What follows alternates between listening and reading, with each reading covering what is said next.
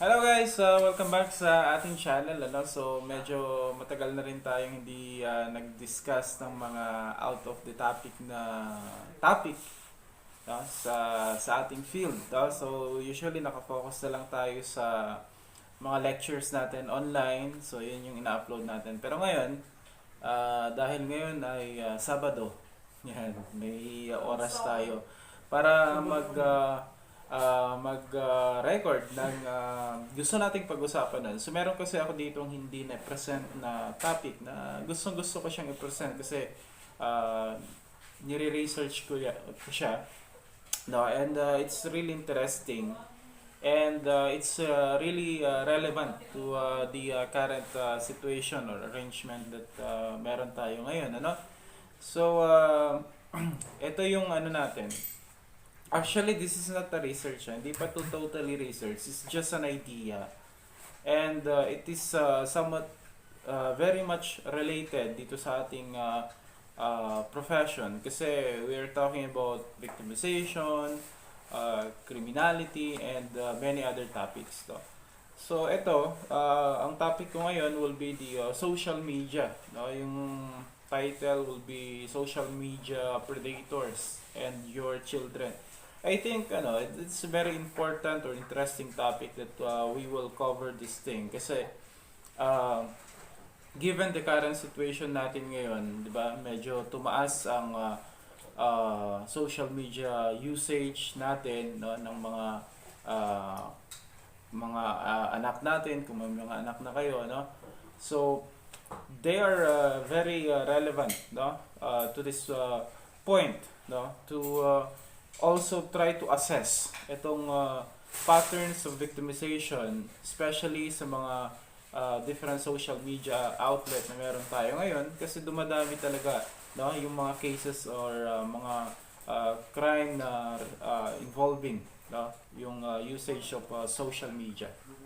Okay, so pre-pandemic our situation, ang kalagayan kasi natin pre-pandemic na, yung nagsilabasan na yung mga iba't ibang mga online predators, no, hindi naman na siya bago pero mas dumadami kasi, no, yung mga cases na ganito, no. Kung maalala natin, like for example we have yung image dito, no, we have the Momo app, no, kung maalala niyo yan. I'm not going to talk about it much, no, kasi the YouTube algorithm is blocking yung mga topic na ganito, ano, but banggitin lang natin. So we have that Momo app, no? Na kung saan is it challenges the teenagers or participating in this type of challenge to inflict, no, yung tinatawag nating mga self-harm.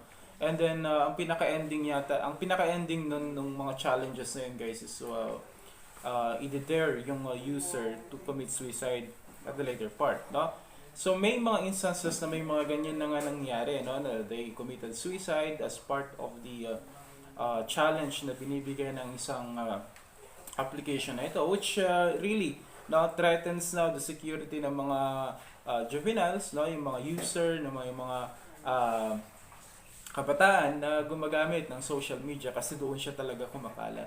Aside from that, we have the Blue Whale Challenge din, no, kaparehas din self-infliction, no, challenge ito na mag-inflict ng self-harm sa kanilang mga sarili, no, as part of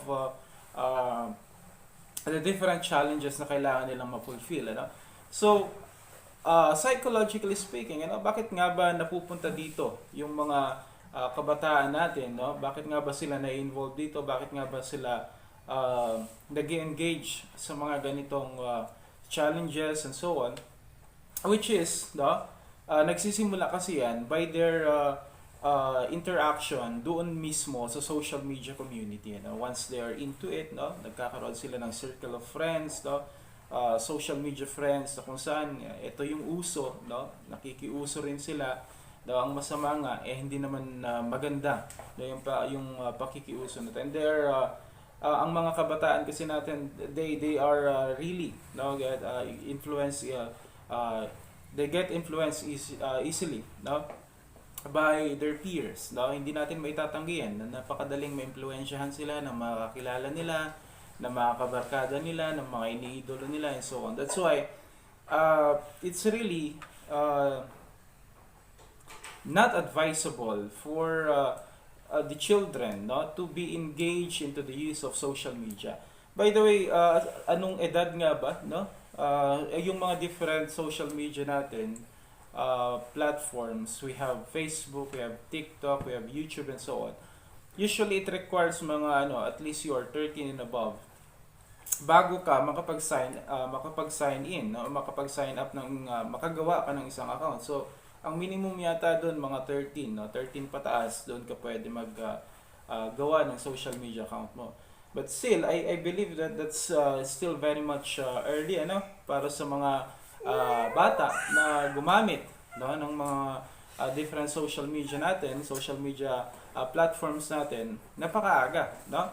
Napakaaga kumbaga nila na ma-expose dito sa mga different things in the social media. And ang masaklap kasi dito is we cannot really control what's going on in the social media. For example, you cannot control what's going on in Facebook, kung ano yung makikita nila sa Facebook, no? Ano yung makikita nila sa TikTok. You cannot control that.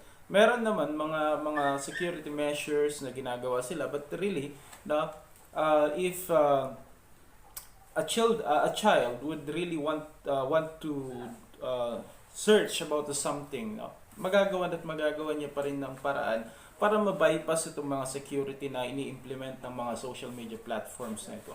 So, use of any social media platforms, no, ito yung nag-expose, no, sa mga children to the different potential harm or negative influences that of course increases their tendency or potential to get involved into criminality, Kung pinasok ng isang kabataan, no, ang paggamit ng social media, nandyan na, no, sa paligid yung mga different risk factor na talagang nag-i-increase sa potential niya na ma-involve into victimization, or he himself, no, would involve himself into the commission of criminality, no, related to the use of social media.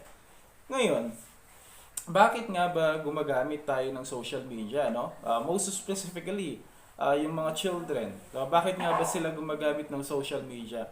I really don't see any necessity, no, for them to use social media. Sa atin, for example, na mga adult na tayo, minsan kailangan natin ito kasi the different motivation for the use of social media, ito kasali ito mga social interaction, di ba? We need to socialize, no?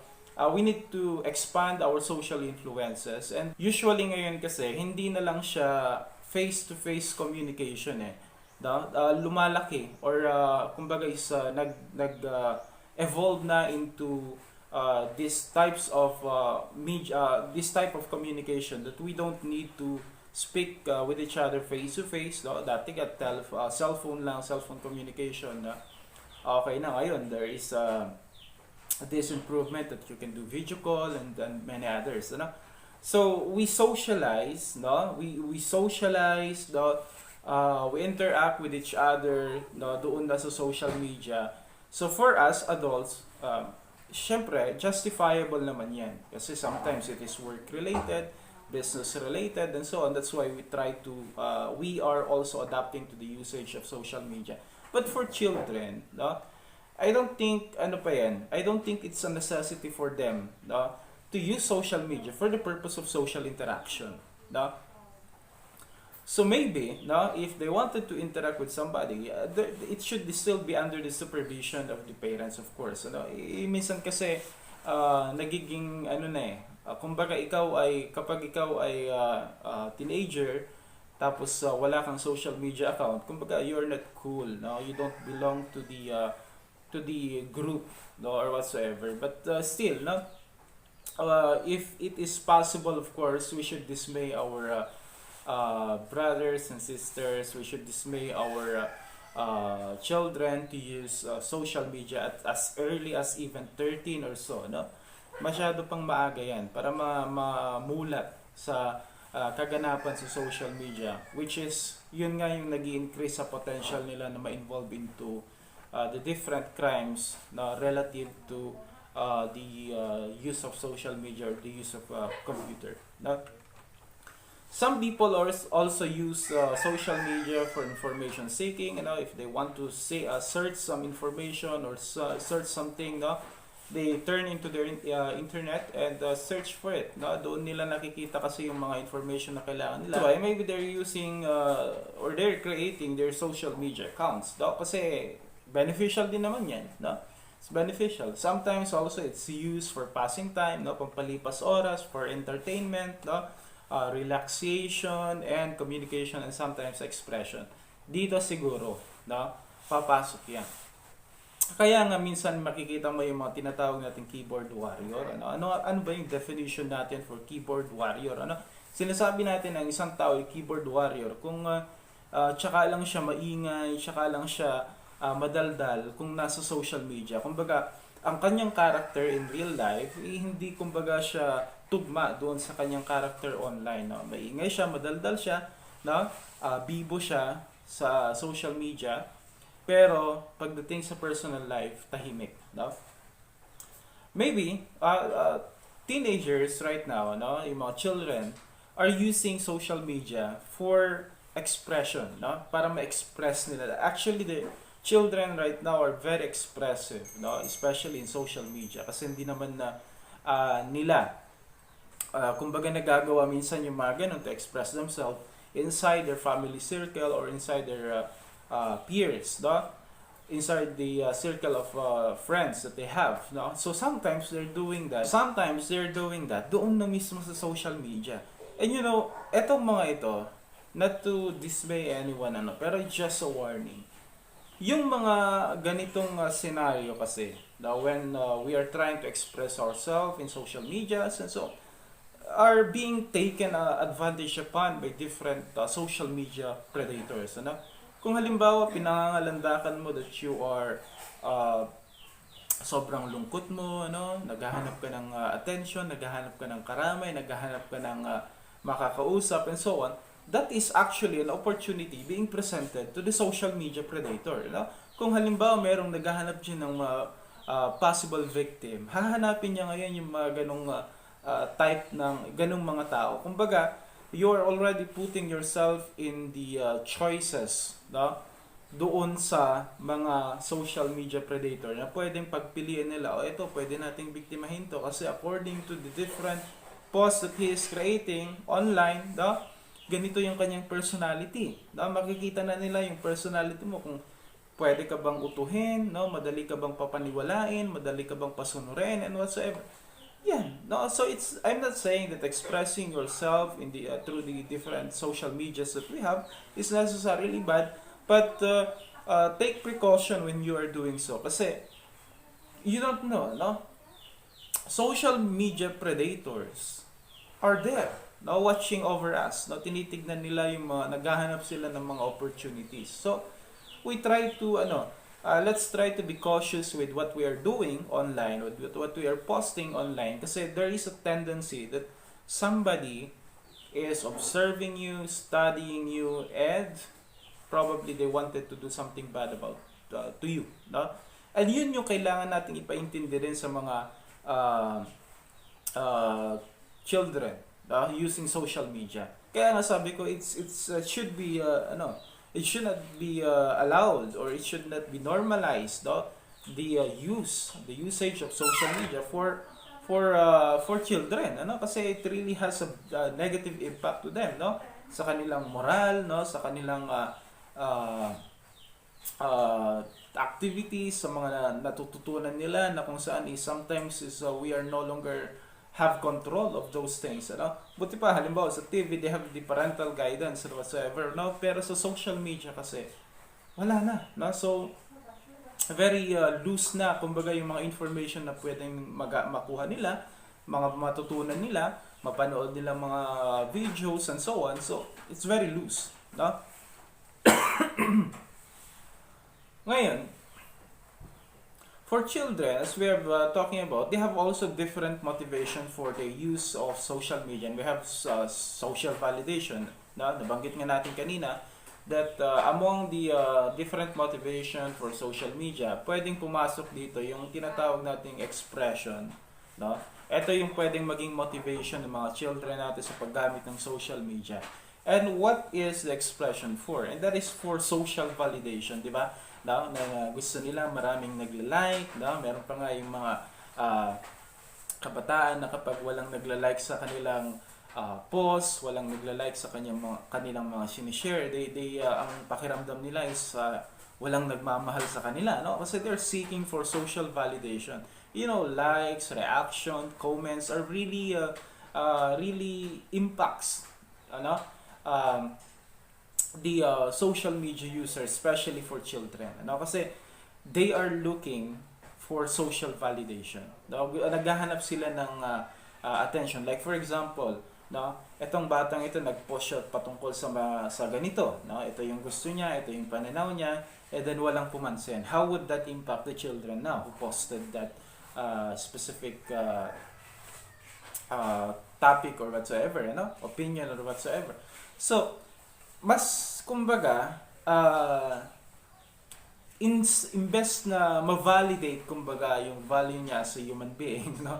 Kumbaga mas lalo pang nasisira, which will impact him negatively, you know? So sabi ko nga, really we cannot see much of a benefit, no? Para sa mga kabataan natin, para sa mga children na gumamit talaga ng social media, unless siguro it's your it's your profession, it's your job, no? Yung kasi meron tayong mga kilala na kung saan is they are kumikita sila, no, sa kanilang pagpo-post online, no? Kumikita sila itong mga kabataan na ito, no, itong mga children na ito ay kumikita naman, no? So there's nothing wrong about that, but for maybe for general use only, I don't think there is a need for them to get involved themselves into the use of social media already, no, as early as that. Kasi nga the more exposure they have with the social media platforms that we have, the more they are at risk of becoming a victim of a crime, you know? So another reason why children use social media could be to have their own personal identities, to establish their own personal identities, no? Kasi at that age, 13 and above, and so, kumbaga is you are trying to get to know yourself, kung ano nga ba yung purpose mo in life, ano ka nga ba sa tingin ng iba, and so on. You need to establish, or you want to establish your identity, no? And maybe the way they can do that is the usage of social media, kasi nandun yung majority of the public, majority of the community nandun, ano? Kaya nga, di ba, you are being judged sometimes, no, kung kami for example, no, ang inabutan ko kasi was Friendster and so on. I remember that when we are trying to socialize with Friendster and so on, kumbaga tinitignan yung yung friend list mo, gaano ka karaming friends doon sa account mo na yan, no? Unlike mga ngayon, Instagram and whatsoever, na mga followers ang kasi yan, no? Dati mga friends, no? So kung kukunti ang friends mo, you are not popular, no? Pero kung marami kang friends, you are popular. So kahit na hindi mo makakilala yung mga yon, no? As long as nandun na nakalagay that you have 1,000 or 2,000 friends, no? Popular ka, no? So ngayon, with this, they're also trying to establish their own personal identities, no? Kung ano nga ba sila, no? Ano nga ba ang gusto nilang maging tingin sa kanila ng mga tao, no? For example, no?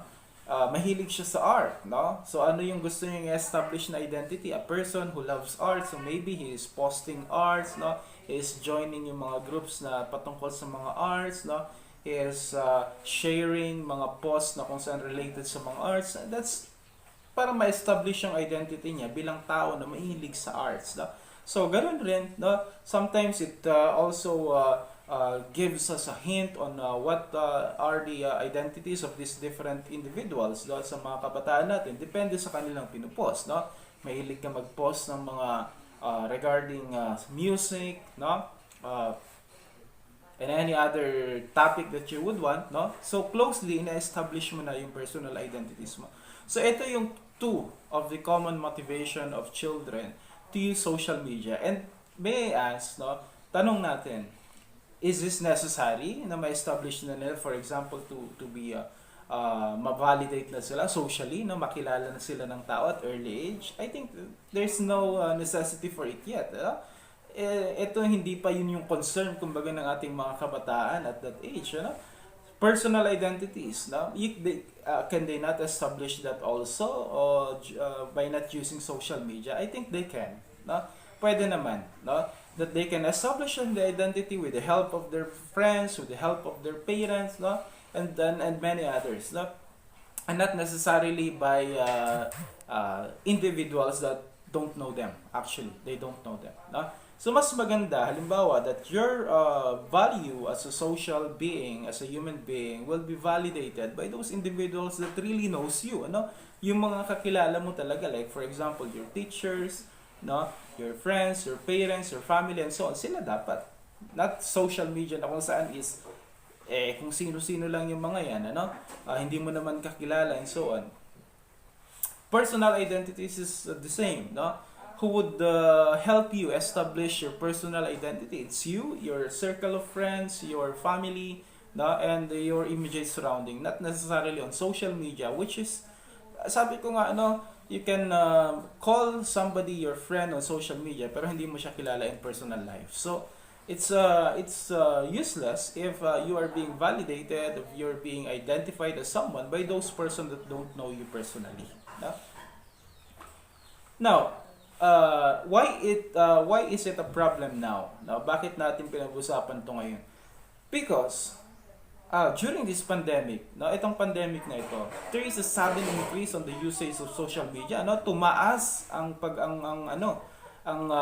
consumers or users ng social media lalo ngayon, no? TikTok for example, no? Dami, no?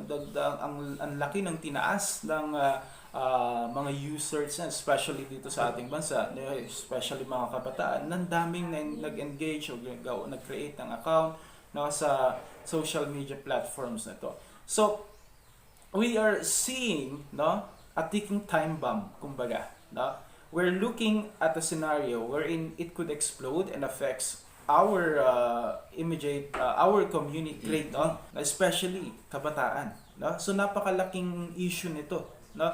If we could not be able to make remedy upon this situation right now that we are currently in, there's a possibility really that these individuals who get involved into the social media and the use of social media could fall as a victim of a crime, or they themselves will be the violator. You know? So it's really a big issue that we should take into consideration. You know? Especially in our profession, we're criminologists. Now we're trying to study these things. Now we should do something about this. Now, me personally, I would like to dismay yung mga parents natin, no? Yung mga kakilala natin that do not engage yet in the use of social media, especially when you are not being strictly supervised by your if you cannot really strictly supervise your children, no? Please, no? Wag muna, maaga pa. If you wanted to kumbaga to have something to remember, no? Like for example, memories, no? Sa akin din, no? Gumagawa rin ako ng account na kung saan is its name to my son, but then it's my control, it's on my control, no? Kumbaga hindi siya ang may control. So pwede natin gawin 'yun if that's if that is just for the sake of keeping memories. Pwede naman, no? Mag-upload ka ng ganyan, but then it's within your control. Huwag mo munang ibigay yung kanyang social media account kasi nga masyado pang bata, no? Even 13 kasi ang allowed, no? Sa Facebook, sa TikTok, sa YouTube, 13 years old. Pero I think that's too early, no? Masyado pang maaga. So maybe you can wait a little longer, no? Before you could give the access, or you could give the authority for him to manage his own account and whatsoever, no? So if there is a possibility to control this thing from happening, yes, no? Wag muna nating i-allow yung mga kabataan natin to use social media kasi they are very prone to victimization. They are very prone to victimization. No? Especially they cannot yet fully defend themselves. Buti kung tayo alam na natin how to defend ourselves from the social media predators kasi we're adults, we know things, no? Well informed na tayo sa mga modus operandi and many more, no? But for our children, I think kailangan pa nilang mamulat, no? Kailangan pa nilang matutong iprotektahan yung kanilang sarili, no? Against these different social media predators before they could maybe join the different